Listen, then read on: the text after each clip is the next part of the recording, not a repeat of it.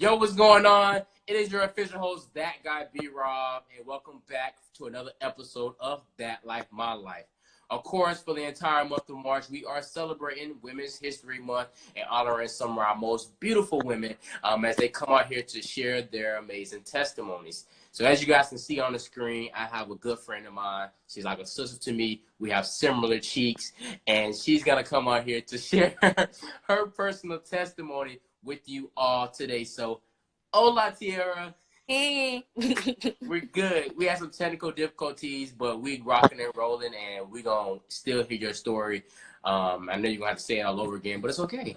It's cool. It's going to be just as powerful as it was the first go-around. Yeah. So I know we was talking before, and you were speaking about 2015 and how 2015 was one of your most trying situations that you had to overcome. So let's talk about that. Let's talk about why that was one of the most difficult times for you. Okay, so in May of 2015, I graduated college. I graduated high school in 2011.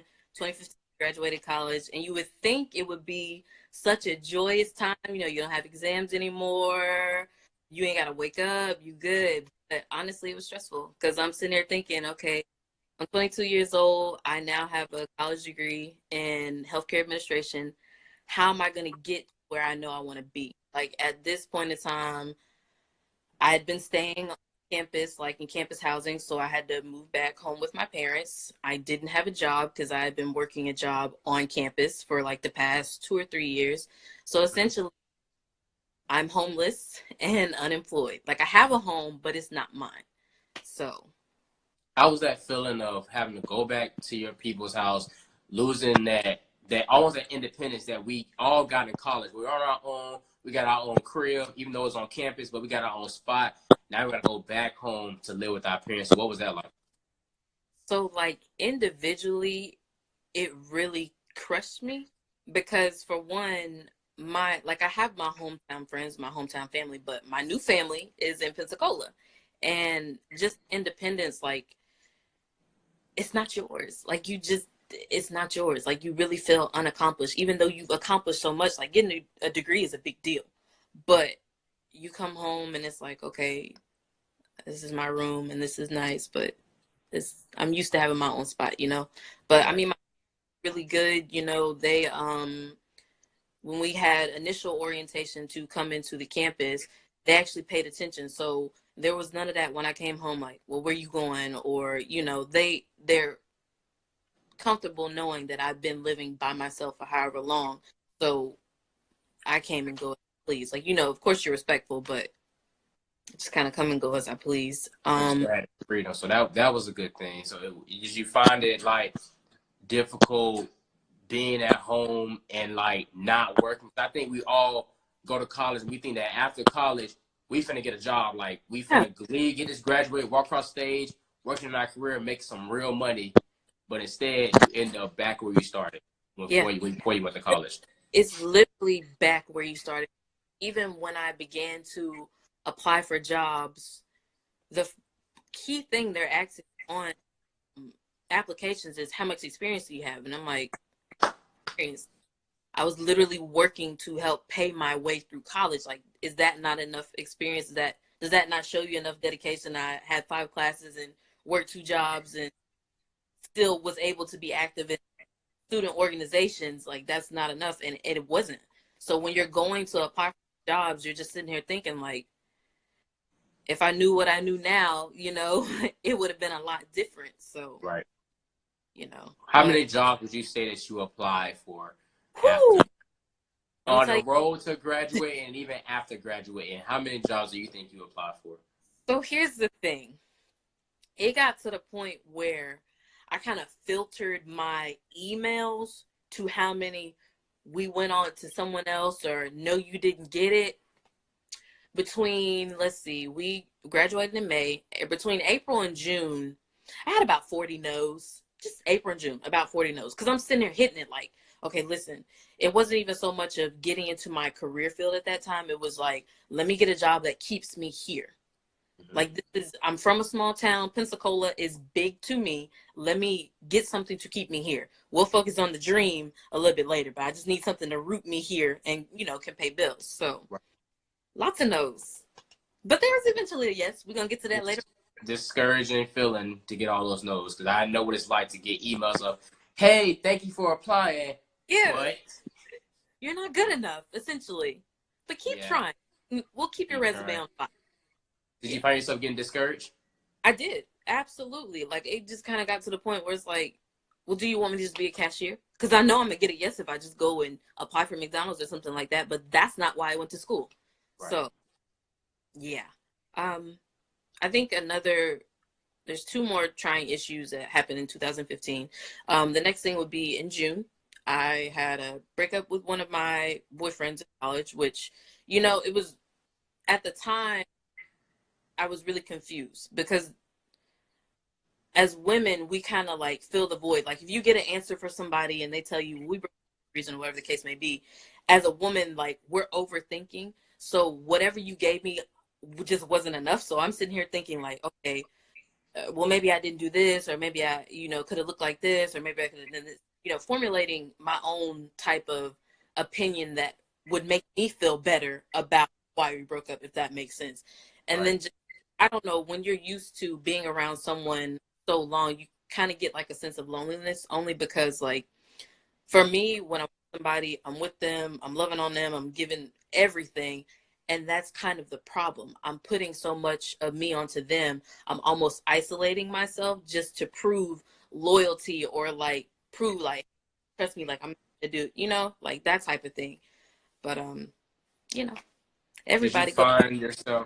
Did you find yourself like losing yourself and your self-worth by trying to ultimately make this individual, this man, happy to accept you and love you for the loyalty you're trying to bestow upon him?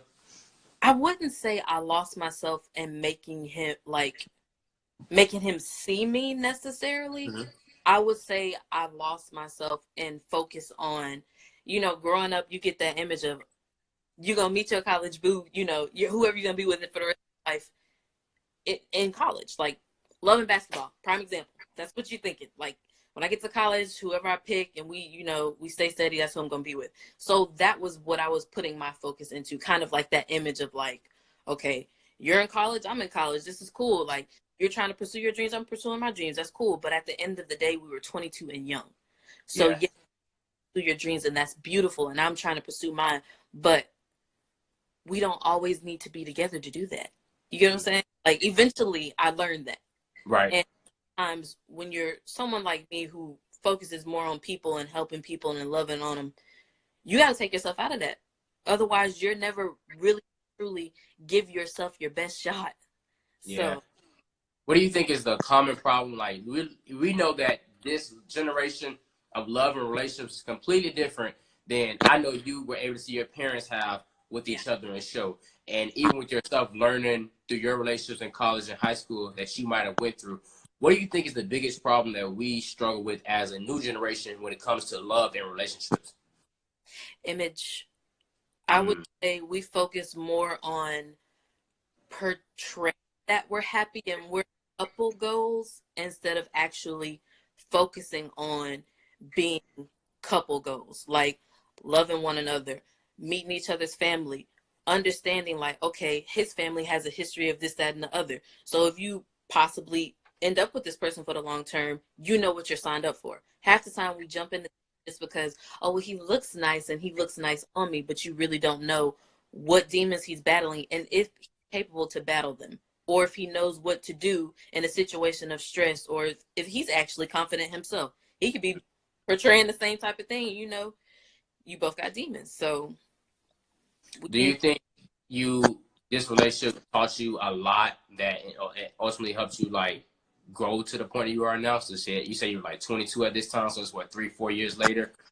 Do you think it definitely taught you a lot and how to move forth with how you interact with guys? Absolutely. I mean, like I said, me and this particular individual, we're good, we're cool, we're friends, but all of what I want to give, I wasn't ready for at 22. And I might not even be ready for at 26. When you feel it and just, it's natural, Like I wouldn't feel like after a breakup or whatever, like, oh, I gave so much and, it wasn't kind of reciprocated. I'm just not focused on it right now, honestly. Like, I'm really kind of focused on getting where I need to be, moving where I need to go. If love happens, it happens. You're supposed to, the saying is you fall in love 3 times. The first is like your high school sweetheart. So, you know, it's like juvenile and you don't really know no better. Second time it's like, okay, this is what it should kind of sort of look like. You know, it don't look like that high school stuff, you know, whatever. And then it's your third time. The third time is ritual. It's expected. And that's where I'm going to get to. My third one's going to come. So. Wow. So let's focus on this. Let's focus on this aspect. You graduated from college. You're back home now. You're going through a mean breakup. Things couldn't get worse. Oh. So you would think things couldn't get worse. Hmm. You mentioned earlier about your grandfather. Let's talk about him. So my grandfather, David Cook, very jovial. I mean, like, just vibrant. I haven't seen my grandfather before he passed in quite some time. So we spent a lot of time on the phone. But every time we spent on the phone, it was just like he was here. You know, like, I get my spirit from him. So whenever he passed away, which was in July, and finding out that his death was by suicide, because you're thinking of this happy man, this jovial man, this loving man, and to go by suicide, I'm just sitting there thinking, like, as much love as he was giving to me on the phone, like, I couldn't even hear that obviously something's going on, like, serious enough for you to do that. So that summer between May, June, and July, Tiara's mental was like this. I wasn't there. Like, you know, went up to Pennsylvania, we went to the funeral, and that was beautiful and was nice seeing all my family. So even with the things that happened in June, things that happened in July, things that happened in May, I still was able to find, like, just a little piece of happy. Like, yeah, take it in close and feel on it and live on it and eat it. So I'm how old was your grandfather when he committed suicide? Old. 56. He's pretty young. Grand people, yeah. You know, back in the day, you could have kids young and they, you know, work it out with family. Now, you know, you still working it out, but whew. What was your grandfather's like spirit? Like what was his spirit? Could you see the type of spirit he bestowed around you and you being around your grandfather? Could you see this being something that he will ultimately do?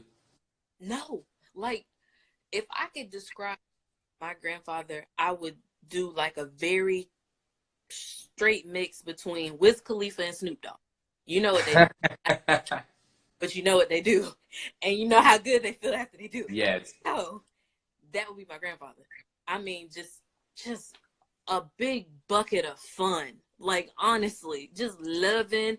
And I remember, so my graduation flyer, I had, you know, a sew in or whatever, and on my flyer I said, "Was that your hair?"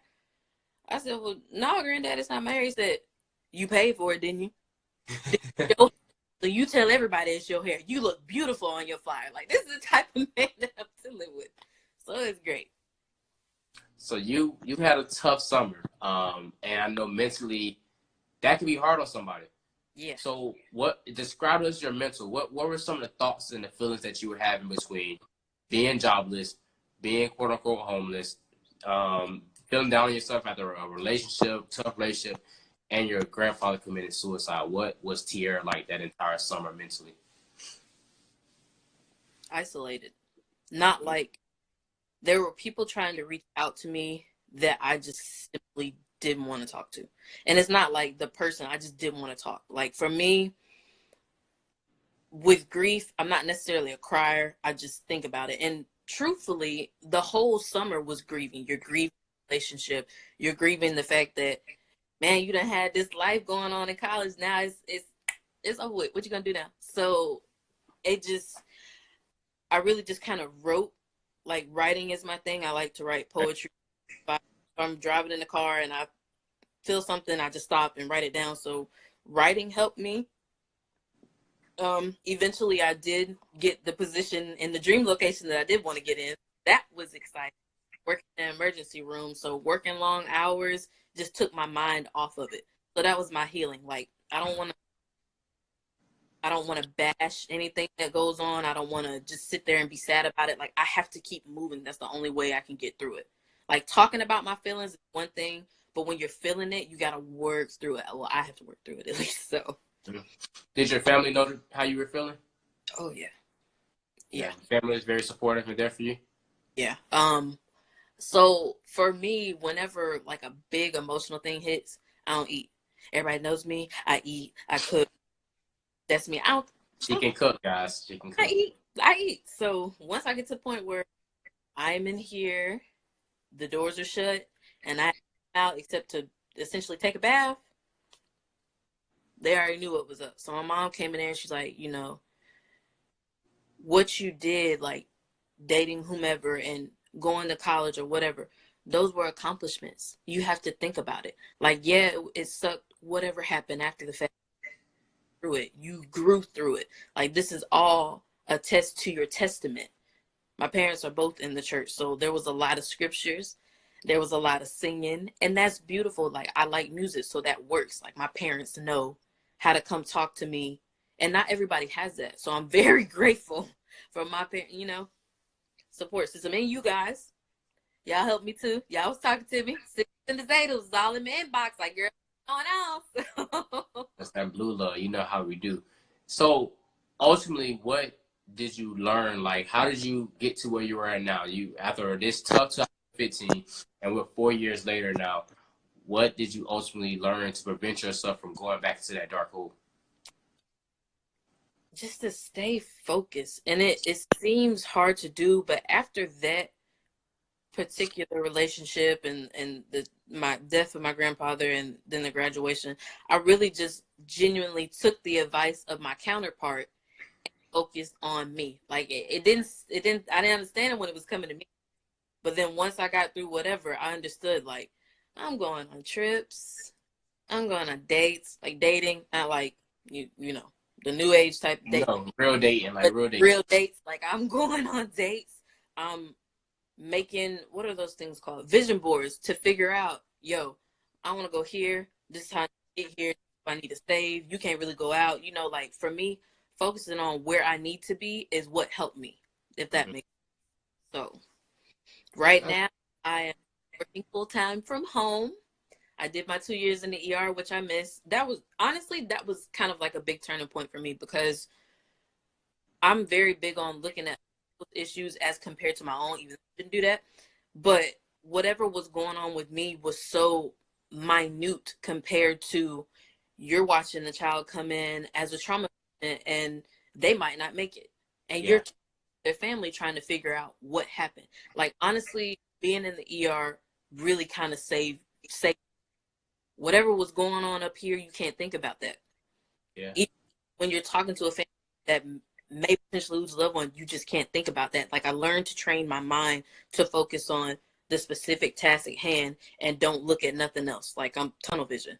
So That's good. So I'm gonna allow, and before we get ready to wrap up, I'm gonna let the guys who are on here viewing, ladies and gentlemen, if you have a question that you want to ask Tiara before we end this interview, feel free to go ahead and type your questions now. If there's more you want to know, or just want some general advice about a situation that you kind of felt right here in your heart, go ahead and share with us. Tiara, what I want you to do while we get some questions and hopefully is just give some advice on to people who may have went through what you went through or may be experiencing some of the issues that to the present day that can help them overall like get over it. So what you got for us? okay, so if I would say, if you're like, and this is student wise, if you're freshly in college, like freshman, junior year, sophomore year, whatever, get an internship. The first thing they're gonna ask is your experience. So even though you're not getting paid, it's still experience. In addition to that, I was advised to start applying for jobs before May. Me overthinking, I didn't do that because I'm thinking, like, well, if I get this job, I don't have a place to stay, you know, so, and I'm still taking classes, so there's no point in that. Hiring processes take a long time. And most of the time, these employers will understand that you're still in college. Yeah. Start applying for these jobs before you graduate. Trust me. they'll work it out with you. As for like relationship, women, let me tell you something, and men, when you go through a breakup and you didn't call that one, it's not on you. You're beautiful, you're perfect, you're loving, you're worthy. Just remember that. I know it don't seem like it at that time, but just love yourself, honey. Love yourself and save yourself first. I got a big tattoo around my rib that says save yourself first. Trust me. When you think about it, it sounds selfish, but if you're used to not being selfish, you need that reminder. I think I would also say, in reference to the passing of my grandfather, don't focus so much like me on what did I miss for me to not understand that this happened. Focus on the wisdom, the happiness, everything you felt, because they were portraying that on you for a reason. They didn't want to leave you with the guilt of knowing like this is what's really tearing me down on the inside. Just focus on the positive. And last but not least, what are some strategies or things that you do to keep you mentally strong? So we're talking about right now, and like I said, we're avoiding that past life. Or what are some things that you do to keep yourself motivated each and every day that you wake up to live your life? Oh man. Well, at first I thank God because thinking about the things that I've been through, not just talking about this and things that I couldn't have made it through. If you're spiritual, I thank God. Other than that, I kind of write it down, like with a piece of paper or text it out to somebody or just text it in a text and not tell nobody. This is what you're trying to get to. This is what you're going to do today. When you have your free time, research more on where you're trying to go and how you're going to get there. Like, even if you have to type it out on notes, screenshot it, set it as your lock screen. Every time you open that phone, all right, now I'm trying to get here. Yeah. Do. It's a constant reminder. And I'm gonna share that me and Tiara spoke earlier today, and we had a good conversation catching up since I moved to Tampa, and we just kind of been on different across the state of Florida from each other. But we were able to talk today, and something she shared with me today was, you know, how she's learning to focus on herself directly. She's learning to love herself and not necessarily be rude about not caring about other people's problems, but learning that at the end of the day, Tiara has to come first. She can't even worry about other capacities if she's not first. And I think that's probably the biggest thing that I've taken from not only our conversation, but this interview is that we, me, you, the viewers, we have to learn how to focus on ourselves and love ourselves and build ourselves up first before we can help anybody. And you Yeah. know, that's one thing I believe in. Like it's the ultimate way for you to be happy. Because if you're not happy with yourself, then like who else gonna be happy for you? It starts with you. You're And not. this I got a question from Miles. Miles says, "Have you ever tried to plan out your whole life? Like at this age, I will have this or be here. If so, if you feel short, how did you handle it?" Good job. Good question, Miles. I like that. Oh, goodness. So, in Tiara's little world as an adolescent, I had the idea that I'm going to graduate college at 22, at 25, be married. I Me. have at least 2 kids, and that's it. That's a wrap. I am 26. The whole marriage thing's out the window. I'm not even in a relationship. That marriage looks like a strong 35, and that's cool because at the end of the day, 20s and 30s is still your youth. Like whatever you thought you was gonna have, it might not be your time. One of my best friends just got married. She's 25.